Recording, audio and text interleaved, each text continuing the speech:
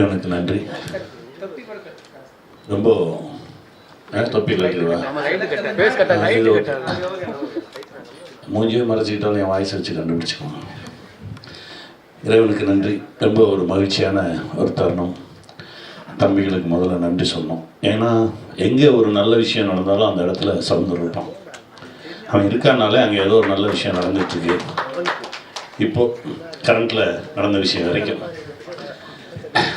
தம்பிக்கு என்னுடைய மனமார்ந்த நன்றி. அப்புறம் கணேஷ் வந்து நான் சீரியல் பண்ணும்போது முதல்ல நான் டைரக்ஷன் பண்ணும்போது ஸ்மால் ஸ்க்ரீனில் பண்ணும்போதுலேருந்து என் கூட பயணிச்சிட்ருக்கான். கணேஷ் ரொம்ப நன்றி, ரொம்ப நன்றி. எங்கள் இயக்குனருக்கு தான் தேங்க்ஸ் சொல்லணும். இப்படி ஒரு நல்ல ஒரு கதையை கொண்டு வந்து என்னை அதுக்குள்ளே பொருத்தி பார்த்து நான் சரியாக இருப்பேன் நம்பி என்கிட்ட கொண்டு வந்து அதை எடுத்து அதை இந்த இடத்து வரைக்கும் ஒரு 5 கோடி நிமிஷம் பார்த்துருக்காங்க இப்போ வரைக்கும் அப்படின்ற வரைக்கும் கொண்டு வந்து நிறுத்தியிருக்காரு. ரொம்ப நன்றி சார், ரொம்ப நன்றி. இந்த படைப்பில் பணியாற்றின உதவி இயக்குநர்கள், இணை இயக்குநர்கள், ஏன்னா இவரோட வேலை பார்க்குறது ரொம்ப கஷ்டம். நைட்டு 2 மணிக்கெல்லாம் எழுப்புவார் அவங்கள. ஆமாம், ஒரு நாள் நடந்துச்சு. சொட்டுரெல்லாம் போட்டிருக்கணும். சொட்டு யார்ட்டடா சொன்னேன், உன்கிட்ட தானடா சொன்னேன், என்கிட்ட சொல்ல சார்ன்றான். இதே உன்கிட்ட சொல்லணா, இல்லை சார் என்கிட்ட சொல்ல. டே மொத்தமே 4 பேர் தானடா, இந்த 4 பேர்ட்டையும் கேட்டால் என்கிட்ட சொல்ல அப்போ நான் யார்ட்டடா சொன்னேன் அப்படின்னு சொல்லி ஒரு பஞ்சாயத்து நடந்துருந்துச்சு. ஒரு பேரன்பான ஒரு இயக்குனர், அவரோடு பயணப்பட்டது ரொம்ப மகிழ்ச்சி. ஜிக்கு என்னுடைய மனமார்ந்த நன்றி. இன்னொரு நண்பர், அற்புதமான நண்பர் ரவி. வாங்க மேலே வாங்க வாங்க. நண்பர் ரவி ஒரு நல்ல விஷயம் இருந்தால் அதை அப்படியே தன் தோளில் எடுத்துக்கிட்டு அப்படியே பயணப்படுற ஒரு நண்பர். வாங்க உட்காருங்க. இந்த இதில் உட்காருங்க. இங்கே இருக்கு நண்பா, இங்கே வாங்க, இங்கே உட்காருங்க. உட்காரு பாப்பா, நீ இங்கே உட்காரா. சிவானி இங்கே வா சிவானி. நண்பர் ரவிக்கு என்னுடைய மனமார்ந்த நன்றி. ஜி வந்து அந்த படத்தை கை வைக்கலன்னா அந்த படம் ரிலீஸ் ஆகிருக்காது. ஏன்னா நிறையா முலாம் பூசி பேசுவாங்க, நான் கொஞ்சம் ஓப்பனாக தான் பேசுகிறேன். இந்த படத்தால் பெரிய பெருமை. பார்க்குறவங்க அழுதாங்க, கட்டி பிடிச்சாங்க, குழந்தைங்கள்லாம் ஓடி வந்து கட்டிக்கிச்சு, எல்லா பெருமையும் கிடைச்சது. இதெல்லாம் நடந்தது ஜியினால தான். ஏன்னா தம்பி திடீர்னு ஒரு நாள் ஃபோன் பண்ணி சாய் வந்து ரொம்ப, அதாவது என்ன, ஒரு நல்ல விஷயம் இருக்குது அப்படின்னா அவன் எங்கேயோ கண்டுபிடிச்சிடறாங்க. ஆனால் ஒரே ஒரு போஸ்டர் பார்த்தேன், இந்த இதுதான், ஒருத்தன் பையை வச்சுக்கிட்டு நின்றுக்கிட்டு இருக்கான், எங்கேயோ பார்த்துட்டு நின்றுட்டு இருக்கான். அந்த படம் முடிஞ்சிருச்சா? அவன் முடிஞ்சிருச்சா, அதுமாரி ரெடியாக இருக்குது, நான் பார்க்கலாமா பாரு. ஆனால் படம் பார்த்தாங்க. படம் பார்த்து முடிச்சுட்டு அவங்க முதல்ல ஒரு பிள்ளையார் சொல்லி போட்டது தான் இது வந்து ரிலீஸை நோக்கி நகர்ந்தது. இப்போ இந்த 5 கோடி நிமிஷம் வரைக்கும் வந்திருக்கு. ரொம்ப சந்தோஷம். ஜிக்கு என்னுடைய மனமார்ந்த நன்றி. ஏன்னா சினிமாவுக்கு ஏன் வந்தோன்னு எனக்குள்ளே ஒரு கேள்வி இருந்துக்கிட்டே இருக்கும். ஒவ்வொரு முறை வீட்டுக்கு போகும்போதும் இப்படி ஒரு இடத்துல இருந்து எந்த சக்தி நம்மளை தள்ளிச்சு, ஏதோ ஒரு சக்தி நம்மளை நகட்டி சென்னை வரைக்கும் கூட்டு போயிருக்கு. ஏன்னா யாருக்குமே சென்னைக்கு வரணுன்னாலே சென்னைன்றதே பெரிய பிரமிப்பு. அப்படி ஒரு நகரத்தை நோக்கி நம்மளை நகர்த்தினது எந்த சக்தி, அப்படி நகர்த்தி இருந்து இங்கே இவ்வளவு நம்மளை பரபரப்பாக இயக்கிட்டு இருக்குன்னா ஏதோ ஒரு காரணம் இருக்குல்ல அப்படின்னு தேடிட்டு இருக்கும்போது தான் எனக்கு வினோதய சித்தம் பண்ணுவதற்கான வாய்ப்பு கிடைச்சது. வினோதய சித்தம் முடித்தோடனே நான் முடிவு பண்ணேன், இதுக்கு தான், இந்த படைப்பை பண்ணுவதற்கு தான் நம்மளை நகர்த்தியிருக்கு அப்படின்னு சொல்லி ஒரு பெரிய மனநிலை வந்தது. நம்ம ஜிக்கு என்னுடைய மனமார்ந்த நன்றி. இதுக்கப்புறம் என் ப்ரொடியூசரை சொல்லணும். ரவி சார் வந்து சிரிச்ச முகமாக, அவ்வளவு சந்தோஷமாக. எனக்கு அவர் தான் ப்ரொடியூசர்னு ரொம்ப நாளைக்கு தெரியாது. செந்தில் தான் வருவான், செந்தில் தான் பேசிகிட்டு இருப்பான். நான் வந்தாலே தள்ளி அந்த பக்கம் போய் சைடில் நின்று சிரிச்ச முகமாக ஒருத்தர் நிற்பார். நம்ம பார்த்தா வணக்கம் போட்டு அவரும் போடுவார். ஏன் யார் இது அவங்க? சார் அவர் தான் சார் ப்ரொடியூசர்னு. அப்படி அறிமுகமாச்சு.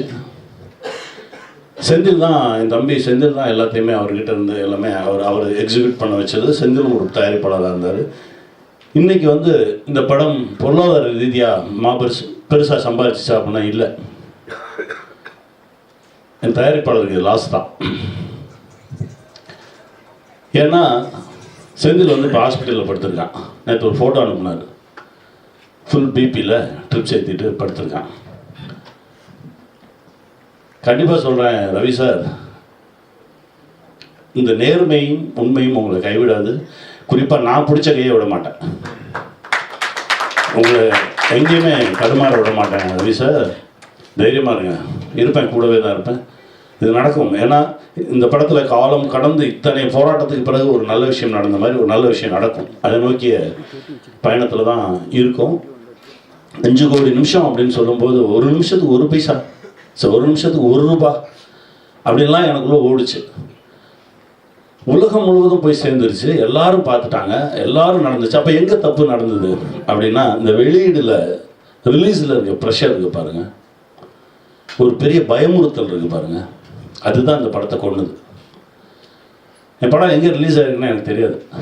நான் கேட்பேன் அவர்கிட்ட, ஏங்க சிட்டியில் இருக்க எல்லா தேட்டரையும் போட்டு வச்சுருக்கீங்க, ஆனால் தேட்டரில் இல்லையே. தமிழ்நாட்டில் எத்தனை தேட்டர் ரிலீஸ் ஆச்சுன்னே தெரியல. அந்த அளவுக்கு ஒரு குழப்பம் நடந்துச்சு. எத்தனையோ நல்ல படைப்புகள் எடுக்கிறோம், ஆனால் லேண்ட் ஆகும்போது தான் இருக்கிற பிரச்சனை அது. அடுத்த முறை இந்த தப்பு செஞ்சிடக்கூடாது, அடுத்த முறை இந்த தப்பு செஞ்சிடக்கூடாதுன்னு அப்பா திரைப்படத்தில் ஆரம்பித்து இப்போ மாடிக்கு வரைக்கும் அந்த தப்பு நடந்துக்கிட்டே இருக்குது. எப்போ சரியாக போகுதுன்னு தெரியல. ஒவ்வொரு முறையும் சிராய்ப்புகள் தான், அடிகள் தான், வலிகள் தான். ஆனால் படைப்பு நல்லா இருக்கு. பரவாயில்ல, பார்ப்போம். சினிமா தானே, இவ்வளோ சக்தி கொடுத்துருக்குல்ல. உண்மையாக இருக்கு உங்களை சினிமா என்றைக்குமே நல்லா இருக்கு. ஏன்னா என்கிட்ட விஎஸ் ராகவன் சார் சொல்லுவார், அன்னின்னு ஒரு மெகா சீரியல் பண்ணும்போது அவருக்கு 72 வயசு. என்கிட்ட சொல்லுவார், உள்ளே வந்தவொடனே எனக்கு பாடத்தை கொடுத்துருங்க, பாடத்தை கொடுத்துருங்க அப்படிம்பாரு.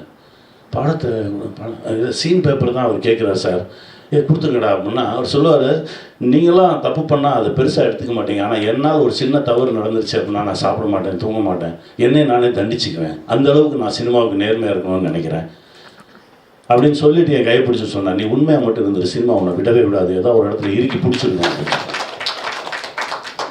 அதை தான் நான் நம்புகிறேன். இந்த செகண்ட் வரைக்கும் நம்புகிறேன். நல்ல படைப்பு எடுக்கிறோம், ரொம்ப சந்தோஷமாக எடுக்கிறோம், ரொம்ப மனசார ஒரு விஷயம் செய்கிறோம்.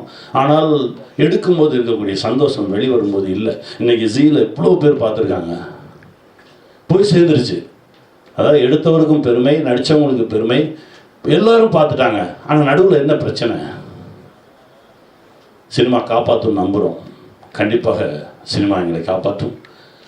ரவி சார் தைரியமாக இருங்க, வரேன், இன்னொரு 1 வாரத்தில் வரேன் உங்களை சந்திக்க. ஹைதராபாத்தை சந்திப்போம். இது ஒன்று செய்யும், ஒரு மேஜிக் செய்யும் தெலுங்கில். அதையும் தாண்டி நான் உங்கள் கூடவே நிற்கிறேன். வாழ்க.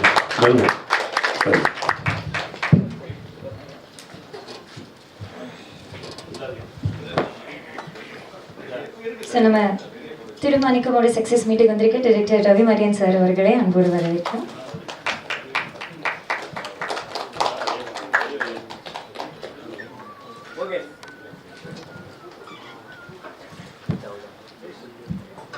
நம்ம திருமாணிக்கம் படத்துடைய எடிட்டர் திரு குணா அவர்களை அன்போடு மீடிக்கிறோம்.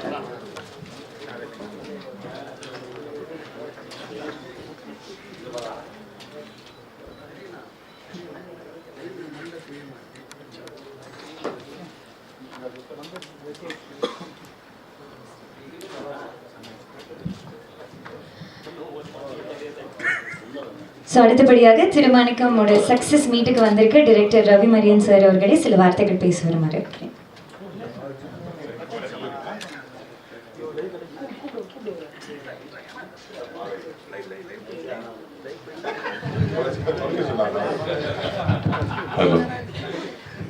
இந்த மாலை வேளையில் திருமாணிக்கம் படத்தின் வெற்றி சந்திப்பிற்கு வந்திருக்கின்ற அனைத்து சகோதர சகோதரிகளே, இணையதள வலைத்தள மற்றும் மதிப்புமிக்க பதிப்புமிக பத்திரிகை நண்பர்களே, உங்கள் அனைவருக்கும் மாலை வணக்கம். 2 விஷயம் சம்மந்தம் இல்லை, 2 விஷயம் சம்மந்தம் இருக்குது. என்னென்னா, இந்த படத்துக்கும் எனக்கும் சம்மந்தம் இல்லை, ஏன்னா இந்த படத்தில் நடிக்கலை. இந்த ஜீக்கும் எனக்கும் சம்மந்தம் இல்லை, ஏன்னா ஜீயோடைய எந்த ஒரு வெப்சீரியல்லையோ சினிமாவில் நடிக்கலை. ஆனால் ஜீக்கும் எனக்கு சம்மந்தம் இருக்குது. ஜீ கொண்டாடிய அத்தனை குடும்ப விருதுகளையும் நான் பரிசு வழங்கியிருக்கேன். ஜி சார்ந்த திரு சாய் பரத் என்னுடைய 15 பேர் நண்பர். இன்னொரு சம்பந்தம், என்னுடைய 2 நண்பர்கள், அருமை சகோதரர் சமுத்திரகனி, என்னுடைய நண்பன் நந்தா பெரியசாமி. இந்த 2 நண்பர்களும் என் வாழ்க்கையில் பல வருடம் என்னோட பயணித்தவங்க. அவங்களுடைய வெற்றியை ஷேர் பண்ணிக்கிறதுக்காக நான் இங்கே வந்திருக்கேன்.